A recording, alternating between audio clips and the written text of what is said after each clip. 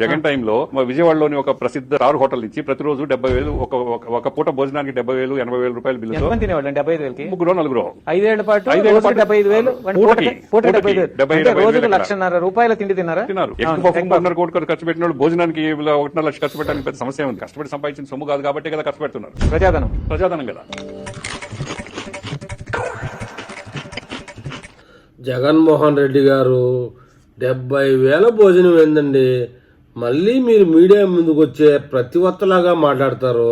70,000 భోజనము ఎంతమంది సాధారణ ప్రజలు తింటారండి ఒక పూటకి? 70,000 రూపాయలు అయితే మళ్ళీ నువ్వు వచ్చి నేను రాష్ట్రాన్ని ఉద్ధరించాను, మా నాయనది, మా జైనాయనిది, మేమిది అని చెప్తావే. మేము మిమ్మల్ని ఎంత లేపాలనుకుంటే నువ్వు అంత లోపల పడిపోతూ ఉంటావు. నువ్వు మళ్ళీ అధికార పక్షాన్ని విమర్శిస్తూ ఉంటావు. అందుకే నీకు ప్రతిపక్ష హోదా కూడా లేకుండా పోయింది. మరీ టూ మచ్ సార్ ఇది. ప్రజల సొమ్ము అయితే మటుకు నువ్వైనా గెత్తి లేకుండావా? బాగానే ఉన్నాయి కదా ఆస్తులు నీకు, అటు అక్రమాస్తులు సక్రమాస్తులు ఏదో ఒకటి ఉన్నాయి కదా సక్రమంగా. 100 రూపాయలు పడేస్తే మంచి భోజనం దొరుకుతుంది విజయవాడలో కానీ బెంగళూరులో కానీ ఎక్కడైనా కూడా. 70,000 భోజనమే సార్. ప్రజల సొమ్ము అయితే ఇంత చులకన? నువ్వు ముఖ్యమంత్రి అవ్వంగానే అక్రమాలన్నీ చేస్తానని చెప్పి ప్రజా దర్బార్ పడగొడితే నేను ఏదో నీట్గా ఉంటానులే అనుకున్నా.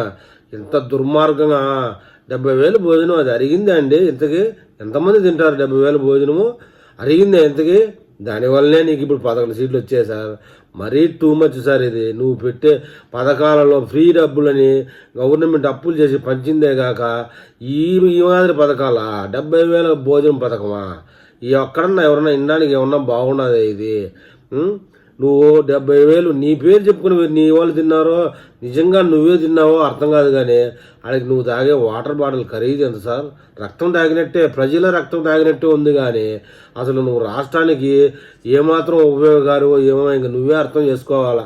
ఈ విధంగా అయితే ఈసారి మళ్ళీ నేను గెలిపిస్తే ప్రజల రక్తం కాదు ప్రజల మాంసాన్నే అమ్ముకొని తిని బతుకుతావు నువ్వు.